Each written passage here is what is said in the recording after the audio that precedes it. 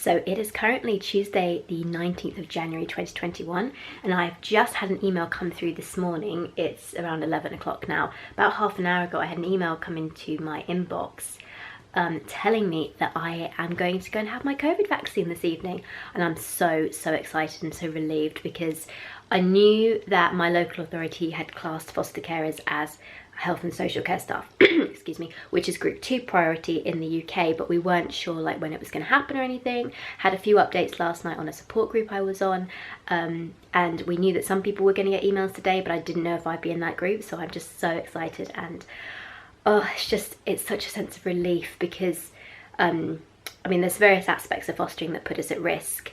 One of them is like contact, and obviously children coming into care, we don't know what they've been exposed to, so that's why we were classed as a higher priority. But as I said, we didn't know when we were going to get in because they've obviously been trying to get through all the NHS staff and the care home staff in our area first, which is right, but that meant we weren't sure like how long it was going to be. So this is really exciting, and I'm going to take you along with me to get my COVID vaccine.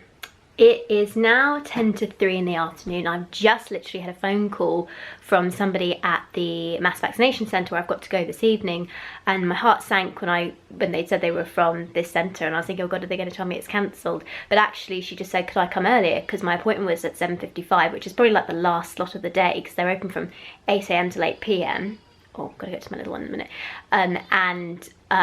So I thought that was when I was going to go, but she said, no, could you come earlier? So they've asked me to come between 5 and 6 anytime.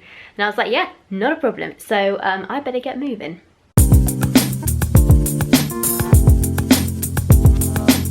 Ready then? Yep. Just relax.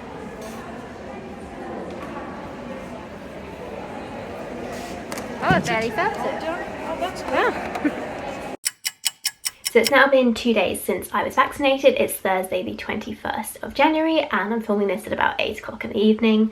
I wanted to do this little bit of an update to talk to you about like the side effects that I had from the vaccine, and also how the process was of getting it and all that stuff, in case any of you are interested in hearing about it. So the actual process of getting vaccinated was a bit interesting. Obviously I talked to you earlier on in the video about like getting the email and then phone call, etc, etc.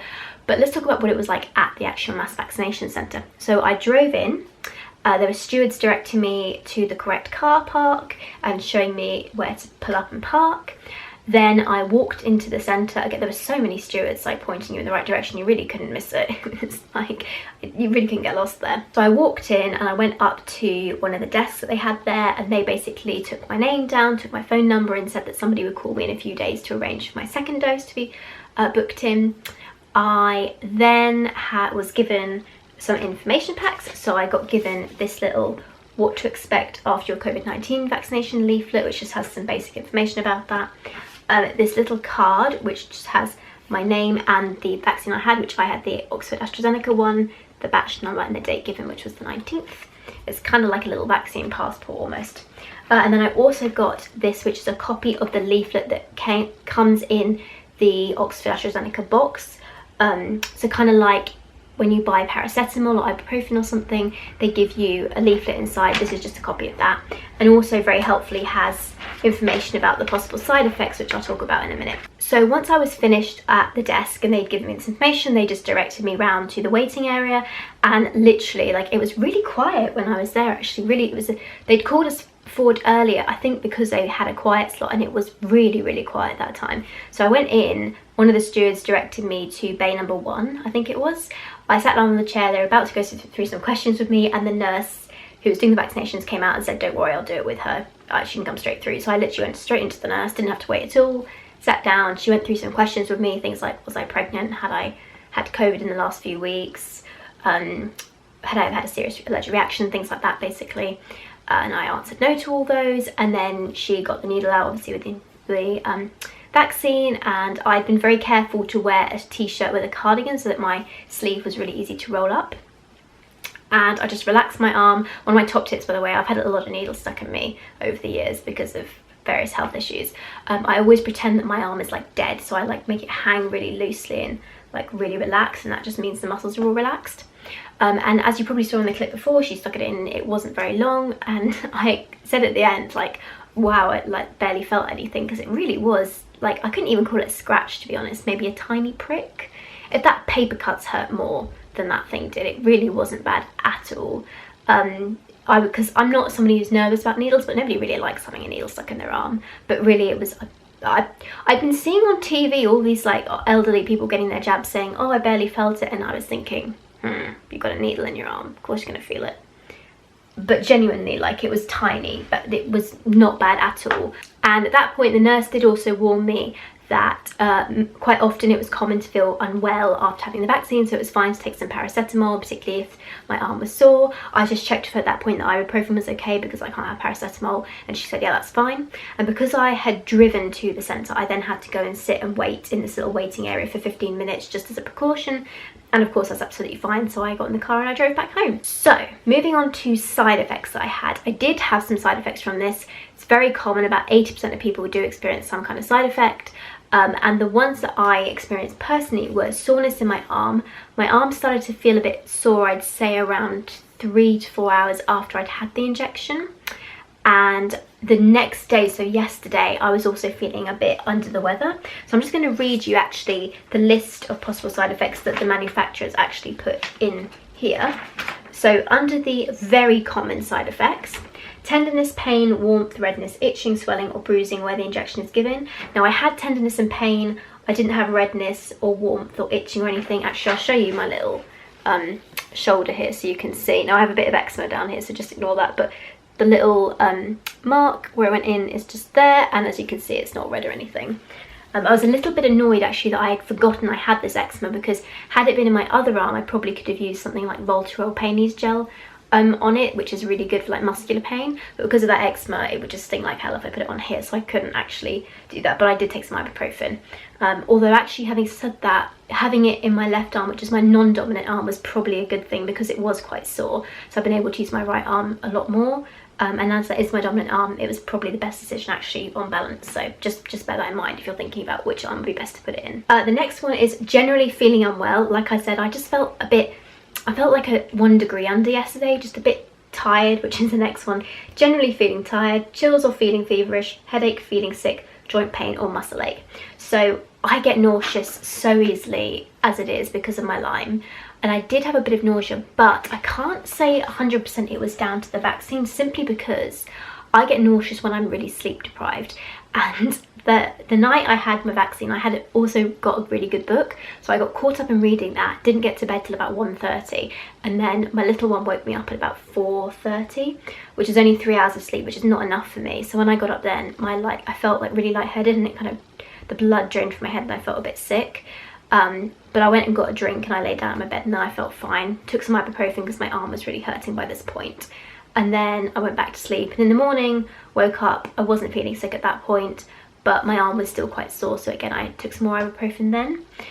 And yes, I was feeling tired, I was feeling a bit generally unwell yesterday. I kept, the day I had to do a Zoom call and I also had to go pick something up, which I was a bit annoyed about. If I'd planned it better, I would have actually kept that day free just to have a chance to kind of recuperate. But I was actually able to do both those things. It was just, I was a bit more tired than I would usually be, and just not feeling great, just feeling a bit grim, like not really ill, but just not 100%. I didn't have a headache, but again, I'm not prone to headaches. I rarely ever get headaches, knock on wood. And so that, I'm not surprised I didn't get that, but I have heard other people say they've had a headache. And then it also goes on to talk about some common and uncommon side effects. I won't go through that, I'll just hold that up in case any of you want to pause and read it. But yeah, so that was really helpful to have that information. And like I said, they say it usually lasts less than a week, and the pain in your arm is usually worst 1 to 2 days after injection. So today it was sore again. I felt fine, like in myself today, didn't feel any, I slept fine last night, woke up this morning feeling okay, didn't feel particularly tired or anything. I was able to go for a walk with my mum and feel kind of like back to myself again, which was really great. My arm was still a bit sore, but less so today, and actually as the day's gone on, it's got less painful. So I think by tomorrow it'll almost be gone, or very, very minimal. I have to say, it's not really pain, it's like, you know when you've been lifting heavy boxes and then you wake up the next day and you're like, oh god, my arms. It's kind of like that, but just in one arm. So it's more like muscular ache, really, that's how I describe it. So yeah, that is my COVID-19 vaccine experience. Like I said before, I had the Oxford AstraZeneca one, which I was quite pleased about actually. That's the one I had, if I had been given the choice, that's the one I probably would have chosen. So I was really pleased that they told me at the desk that was the one I was going to be having. I wanted to do this video as well because when I first heard about the vaccine, I was quite hesitant on it. I've I'm naturally quite vaccine hesitant because I have had vaccines in the past that have gone wrong and I've had quite severe side effects from them. So I was really like, oh, should I, shouldn't I? But there are a couple of things that really helped to reassure me and really made me make up my mind that I wanted to have this. One was because of the risk of exposure through fostering. I was really worried about contracting it that way, so that was obviously a major thing for me. The second one was I have had a chronic illness since I was 15, which was Lyme disease, and I've had that. A lot of people think that's just an illness where you feel rough for a couple of weeks and then you get better and you're all fine. 8 years on, I still have side effects from that, so I know just how, when I see like videos on the news and stuff of people talking about long COVID, anyone I think who's had a chronic illness looks at that and goes, they talk about how they're still suffering months on. And as someone who's been chronically sick, I know that for the majority of those people, it's going to be a process of years, not months, to get better. It takes an eternity. And in fact, for me with my Lyme, there are some things that will probably always be problematic for me. So it can leave permanent damage. And I was like, I've been through one battle, I really don't want to go through another one. The third was, by the time that I had my vaccine, there had already been, I think it was 44 million doses administered across the world of a range of different vaccines, admittedly. But if you've had 44 million doses given and there's been no catastrophic reactions, because if there had been, they would have stopped them, the companies would have stopped them.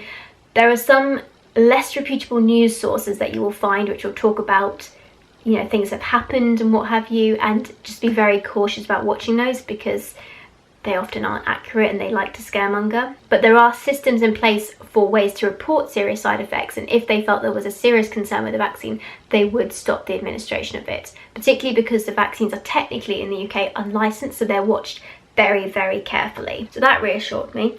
The other thing was I'd watched the documentary on BBC iPlayer, which I do highly recommend actually. It's called The Race for a Vaccine, and it shows like each stage, the process they went through and how it was done so quickly. Because that was one of the things I think I was apprehensive about, was thinking, oh my goodness, like they've done this so fast. How could it possibly be safe? How could we possibly know it's effective, etc, etc. But in this documentary they talk about how they went through every stage and how they managed to do it so quickly, aka the government threw money at them basically. They didn't have to waste time applying for grants. They were able to get enough volunteers sign up on the first day where they usually have to search really hard. So it was really insightful to watch, and it definitely reassured me and made me feel more confident about it. So I do highly recommend that if you are unsure. And the final thing was, when it came to me like weighing up the risks of getting COVID and the risks of the vaccine, it was kind of a no-brainer, because where I live in London, the rates are 1 in 30 people have COVID right now. And I know somebody who right now is suffering from COVID actually. It's like, it's just everywhere. So I thought, what's the chance of me getting COVID?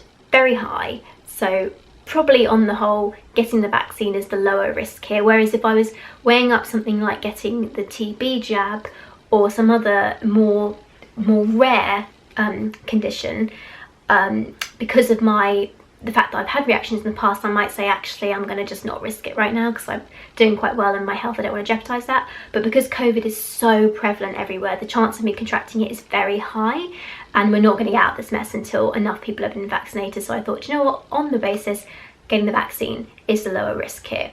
And so far, so good. Like I said, had mild symptoms. A lot of people get them, and I've been speaking to the other foster carers who I know who got the vaccine as well, and some of them have had very similar symptoms, and again we've all started to feel better today, which is great. I hope it's just my body making all those lovely COVID antibodies that are going to be kicking in and boosting my immune system over the next couple of weeks, so fingers crossed. But yes, I'm super pleased I had my vaccine, definitely don't regret it. For those of you, when your time comes, I'd say definitely go and get it, because the way we're going to get out of this is when enough people have been vaccinated that we have herd immunity. I've seen a lot of questions from people online going, you know, what's the point of getting vaccinated, because once you've been vaccinated you still have to socially distance, you still have to wear a mask, etc, etc.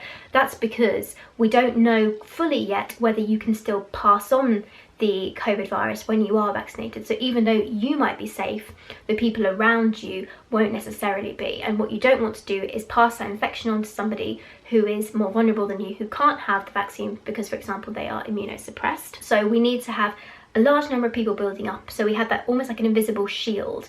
Because if you imagine I've had my vaccine and I've got this shield of immunity, and then my parents have not had it, if I go and meet them and I'm carrying the virus, I can still pass it on to them. They aren't shielded. But once they've had their vaccines, they've got their shields, it bounces off between us and then we'll die because it can't infect anybody. There's no one there to infect, and eventually it will become less prevalent. So what we need to do is take this opportunity while we're in lockdown and while we have restrictions, to vaccinate as many people as possible, as quickly as possible, so that we build up the national immunity, and then that will mean that the restrictions can gradually lessen over time and we will get back to normal eventually. But don't be put off by the fact that you can't immediately get rid of your masks and go and hug everybody around you. It's because we still want to keep people safe. And actually there is some evidence coming in now from things that I've read which says that you probably don't transmit the virus, but again there's not enough data to say it conclusively yet, so it's always better to play it on the safe side, particularly with a virus as contagious as this one. But I do hope I have been able to be somewhat reassuring to those of you watching,